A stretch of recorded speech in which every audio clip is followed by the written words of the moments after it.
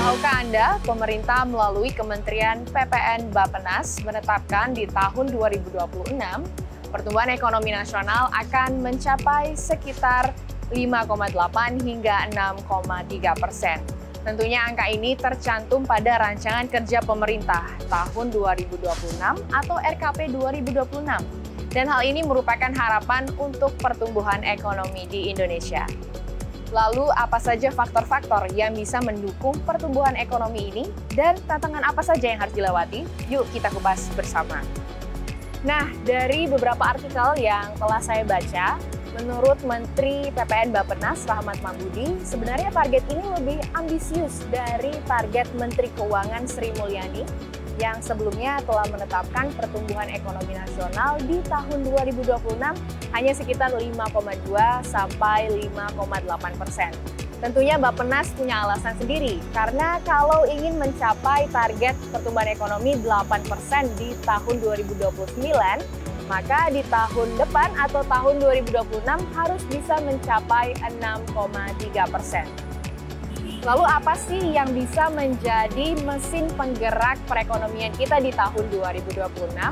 Sebenarnya ada beberapa faktor, mulai dari belanja masyarakat hingga investasi dan juga ekspor barang dan jasa.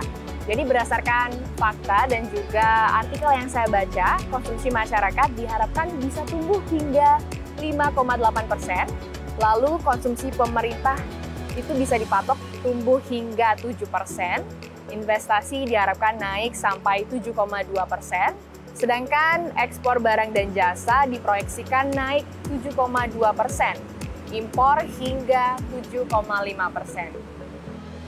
Kalau dari sisi produksi, sebenarnya ada sektor-sektor yang akan menjadi andalannya. Yang pertama ada transportasi dan pergudangan, itu diperkirakan akan meningkat hingga 10%. Lalu ada bagian akomodasi, makanan, dan juga minuman yang ditargetkan bisa tumbuh hingga 9,8%. Dan ada informasi dan komunikasi bisa mencapai 8,8%. Hingga pertambangan yang mencapai angka paling kecil yaitu 1,7% sampai 1,8%. Semua target tersebut tentunya bukan tanpa tantangan. Jadi ada beberapa hal yang juga harus diperhatikan agar bisa mencapai target di atas 6% di tahun 2026. Yang pertama ada ketidakpastian global. Adanya ketegangan geopolitik, suku bunga yang tinggi, hingga ancaman krisis pangan dan energi juga menjadi hambatan untuk masuknya investasi di Indonesia. Yang kedua, ada ketimpangan kualitas SDM.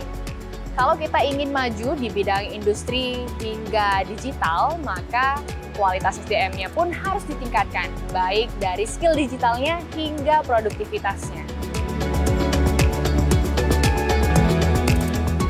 Lalu ada faktor infrastruktur dan birokrasi, karena sampai saat ini masih banyak investor yang mengeluh soal izin usaha yang panjang dan infrastruktur di Indonesia yang belum merata hingga ke daerah. Padahal investasi adalah salah satu motor penggerak untuk pertumbuhan ekonomi di Indonesia. Dan terakhir ada stabilitas politik dan kebijakan, di mana pemerintahan juga bisa mempengaruhi arah kebijakan dan kepercayaan akan investor untuk tetap menanamkan modalnya di Indonesia.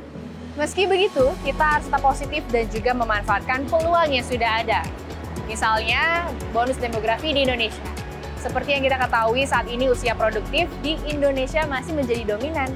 Lalu ada transformasi digital, sektor pariwisata, dan ekonomi kreatif yang bangkit pasca pandemi dan mampu memberikan nilai tambah pada nilai ekspor.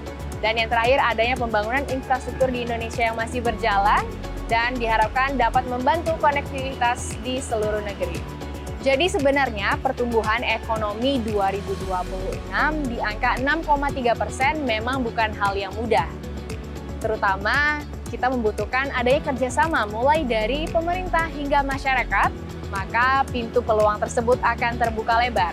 Dan terlebih lagi, pertumbuhan ekonomi bukanlah angka yang harus diceklis, tetapi harapannya mampu mensejahterakan masyarakat di Indonesia, mengurangi kemiskinan hingga membuka pekerjaan yang lebih banyak. Dari Jakarta, Diajeng Aulia dan juru kamera Syarifuddin, CNBC Indonesia, Beyond Business.